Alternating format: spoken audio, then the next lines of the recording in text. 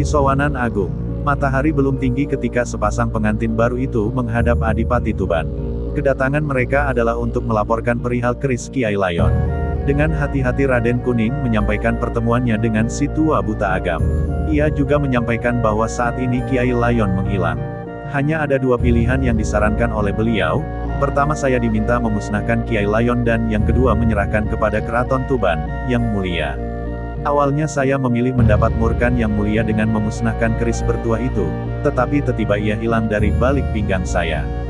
Raden Kuning menuturkan dengan terperinci. Ia khawatir Raden Balewot murka dengan cerita itu. Astagfirullahaladzim. Sedari awal aku sudah khawatir dengan aura Kiai Layon. Terlebih keris pusaka itu diantar oleh kerabat kakek buyutku dari Gresik. Jika memang takdir keris itu akan membawa huru-hara di Tuban, pilihanmu untuk memusnahkannya sudah tepat. Raden Balewot menghela nafasnya. Selama ini Kiai Layon memang telah banyak menolong saya. Dengan memegang keris itu, saya bisa mengimbangi kesaktian Empu Bengawan Sanca yang memiliki ilmu racun. Kiai Layon sudah menyatu dengan diri saya, tetapi ternyata takdir buruknya di Tuban tetap tidak terhapuskan, ujar Raden Kuning. Sepertinya aku juga harus menyelenggarakan Pisowanan Agung hari ini juga. Mengingat seluruh kerabat kita tengah berkumpul karena menghadiri pernikahan kalian, maka hari ini adalah saat yang tepat untuk urun rembuk terkait Tuban ke depan. Kalian pulanglah dulu, sore ini kalian berdua datanglah ke Paseban untuk hadir dalam Pisowanan Agung. Raden Balewot meninggalkan regol keraton dalam tempat mereka bertemu. Raden Kuning dan Putri Wuwu kemudian meninggalkan keraton dalam dan kembali ke tempatnya. Mereka berdua mendapatkan hadiah sebuah rumah di sebelah selatan keraton. Rumah itu tidak seberapa besar, tetapi sangat apik dan memiliki halaman luas. Di samping kiri rumah terdapat istal tempat tamu menambatkan kuda, dan di halaman belakangnya terdapat lapangan luas dan yang kini telah ditempati oleh prajurit pengawal Raden Kuning. Baru saja tiba di rumah, Putri Wuwu berubah pikiran. Ia mengajak suaminya untuk berkeliling Tuban. Raden Kuning mengajak serta 5 orang prajurit untuk mengawal mereka. Dalam perjalanan di pagi itu, keponakan Adipati Tuban tersebut menjadi penunjuk jalan sekaligus pemandu. Semua sudut kota Raja Tuban mereka kunjungi sebelum akhirnya sampailah mereka ke alun-alun kota. Di tempat itu, Raden Kuning memiliki sejumlah kenangan dengan sahabatnya Soka Lulung. Ayo kita mampir ke rumah sahabatku, Soka Lulung. Aku kira menjelang sholat Jumat ini, ia pasti kembali ke rumah. Tanpa meminta persetujuan istrinya, Raden Kuning membelokkan kudanya menuju rumah Soka Lulung. Rumah kayu bertingkat 2 itu ternyata banyak sekali mengalami perubahan. Rumah kayu itu sudah dipugar sehingga kelihatan lebih luas dan lebih apik. Terakhir kali menjadi tamu di rumah itu, Raden Kuning datang malam hari sehingga tidak sempat memperhatikan perubahan itu. Jika sebelumnya Soka Lulung masih berpangkat bekel, tetapi saat ini pangkatnya telah dinaikkan menjadi senopati. Jasa-jasanya atas keselamatan Keraton Tuban membuat ia dianugerahi kenaikan pangkat langsung oleh Raden Haryo Balewot. Assalamualaikum, Raden Kuning mengucapkan salam. Kudanya ditambatkan oleh prajurit pengawal di istal yang terdapat di halaman depan rumah yang banyak ditumbuhi pohon mangga itu. Waalaikumsalam. Ai, ternyata ada tamu istimewa yang datang hari ini. Masuklah Raden, suamiku Soka Lulung baru saja tiba di rumah. Sebentar saya panggilkan beliau. Yang membuka pintu ternyata Nyai Perwati, istri dari Senopati Soka Lulung. Meskipun tak mata lagi, wanita parubaya itu masih terlihat cantik. Raden Kuning beserta istrinya diterima di ruang dalam rumah.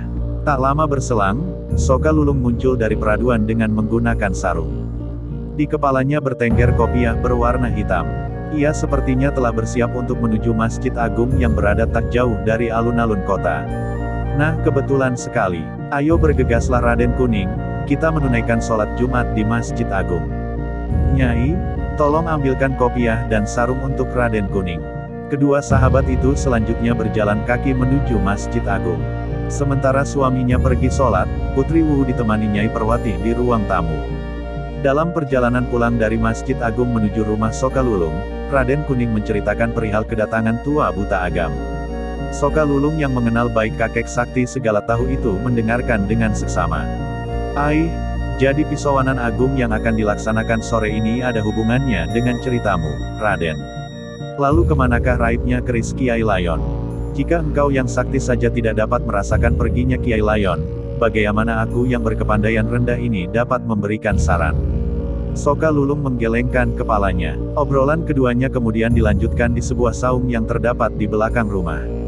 Itulah yang aku tidak habis pikir, mengapa aku tidak mendapat firasat jika Kiai Layon akan pergi.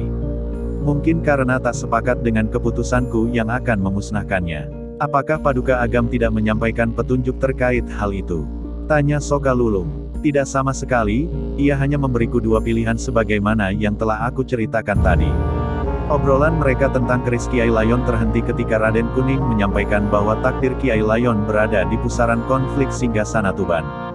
Keduanya terlihat sungkan untuk membahas penerawangan Tua Buta Agam karena membahas Singgasana Tuban adalah hal tabu bagi seorang prajurit.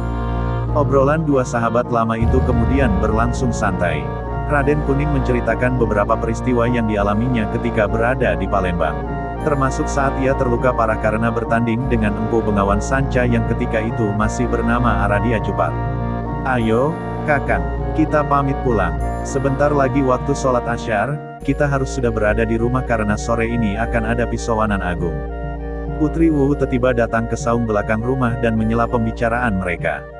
Baiklah, sepertinya memang sudah saatnya kami mohon diri, Senopati. Nanti kita akan bertemu di Pisowanan Agung.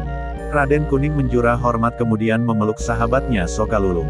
Sependidih air, kuda yang ditumpangi mereka melesat menuju selatan kota raja. Mereka berdua kemudian bersiap untuk menghadiri Pisowanan Agung, sebuah forum urun rembuk keraton untuk membahas persoalan-persoalan penting yang terkait dengan keputusan besar yang akan diambil oleh Adipati. Raden Kuning tak paham kiranya keputusan besar apakah yang akan diputuskan dalam Pisowanan Agung tersebut. Putri Wuwu memerintahkan prajurit untuk menyiapkan kereta kuda terbaik. Mereka diantar oleh satu unit pasukan menuju Keraton Tuban. Jika pagi hari tadi kedatangan mereka ke lingkungan keraton hanya menggunakan kuda, tetapi menghadiri Pisowanan Agung tersebut, kerabat dekat Adipati Tuban itu memilih menggunakan kendaraan resmi. Meskipun telah berumur, Raden Haryo Balewot masih terlihat gagah duduk di singgasananya. Ia membuka Pisowanan Agung itu dengan mengucapkan salam. Seluruh peserta Pisowanan Agung adalah kerabat dekat dan pimpinan tinggi prajurit Tuban. Pada kesempatan pertama, Raden Balewot mempersilakan Raden Kuning untuk menyampaikan petunjuknya mengenai keris Kiai Layon. Semua mata peserta Pisowanan Agung tertuju kepadanya ketika Raden Kuning menyampaikan perihal pandangan Tua Buta Agam tentang akan ada huru-hara di masa depan karena keris Kiai Layon.